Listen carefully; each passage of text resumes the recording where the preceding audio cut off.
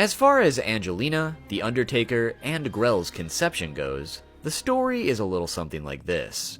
After it was decided that Black Butler was getting additional arcs, Yana decided that tackling the case of Jack the Ripper was perfect for the topic of the following arc, as the notorious case is one of the most popular subjects of the Victorian era, and the question of if Sebastian would be able to catch the killer was the main focus. Except, Yana had the interesting idea of putting a little twist on it after researching the case on her own, that being making Jack the Ripper a woman.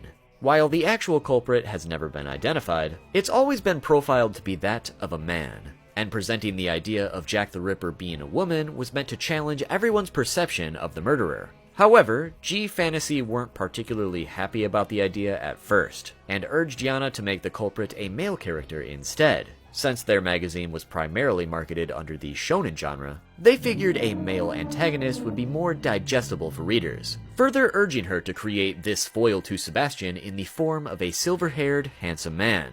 As you can probably guess, this silver-haired, handsome man would become the Undertaker. But their role as the antagonistic foil to Sebastian would take a back seat until a later arc. Instead, Yana insisted on Jack the Ripper being a woman, which is how Angelina's character was born. But to make G-Fantasy happy, she made a bit of a compromise, that being the introduction of Grelle.